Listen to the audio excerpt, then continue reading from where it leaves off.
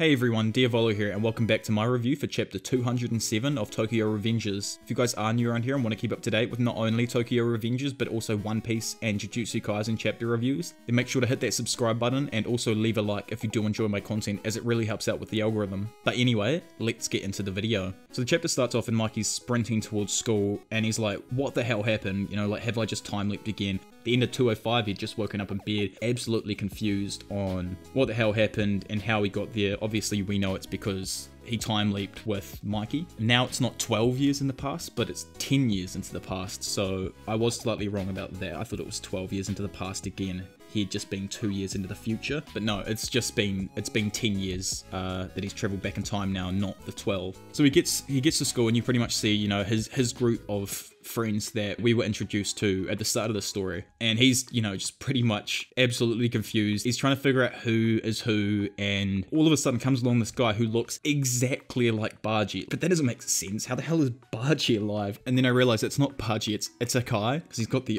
the cut on his cheek just like Hakai, and then it gives you that picture comparison between the two of them from Hakai 2 years previously to what he looks like now. And dude, he just looks exactly like Baji. It really is. It's nice and reminiscent of the man himself. You see his face, he's just like, what the hell? In his head, he's like, you guys have grown up a little bit for sure. I think he was initially quite confused by who it was. I think he thought it was Baji for a moment and then realized it was Hakai as well. But I'm not too sure. He asks where Chifuyu is, and like immediately just gaps towards him because he knows he's the only other guy he can actually talk to about these kind of things. And like I said in the last chapter review or the last spoiler video, I don't think he's going to tell anyone else about him coming back to the past apart from Chifuyu, to just try and keep it under wraps, because towards the end of the last arc it kind of just got a bit out of hand with everyone knowing. Well, I personally think it did. Pretty much, you know, immediately Chifuyu recognizes it's Takemichi from the past, just because, you know, he does his normal thing where he breaks down and just bawls his eyes out,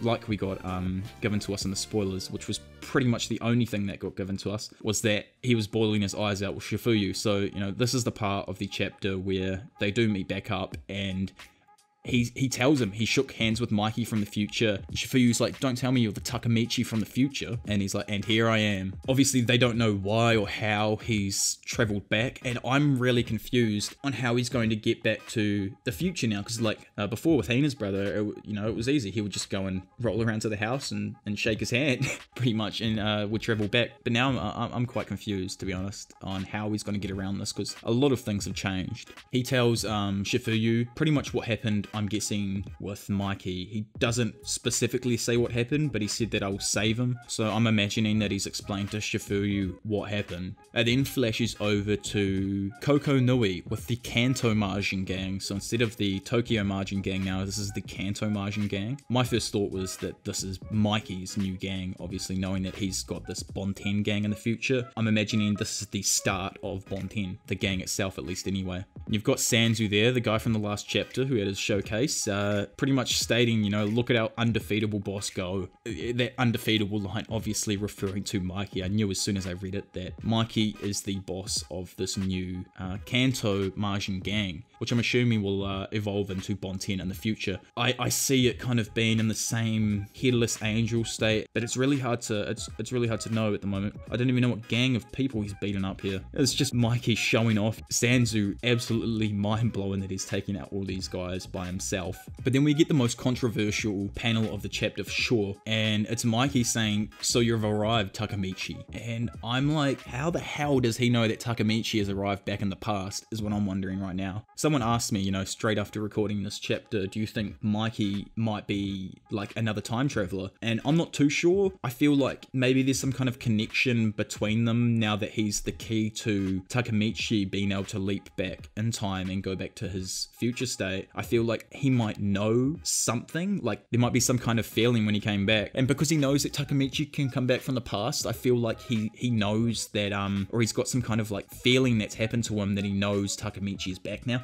I'm not really too sure. I'm wondering if Mikey has already gone completely bad at this point and his dark impulses have taken over, but I'm really like completely unsure. So we've got someone else. We've got I can't remember his name, but he was extremely good friends with Takamichi when they were kids. The guy with the scar that comes down past his eyebrow. You've got another guy with the head tattoo. You've got Sanzu there. You've got Coco there, and I don't know who that guy is on the left of the panel as well. And then you've got this other sick panel of people as well who I honestly don't have a freaking clue who half of them are in this, whereas it's 2 years in the future and a lot of their looks have changed. I don't think Draken is still in touch with Mikey. I feel like Draken has now lost contact with Mikey. It's at that 2 year point where they said they've lost contact with Mikey completely from in the future. Yeah, that's what I can see happening. And then obviously this is the big news that we all know is happened. This was the last chapter before the start of this final arc. So we can expect like a probably 50 to 60, maybe even 70 or 80 chapters for this last arc, and for him to end off the story correctly, or how he wants to end off the story. But yeah, I'm not really too sure what's going to happen.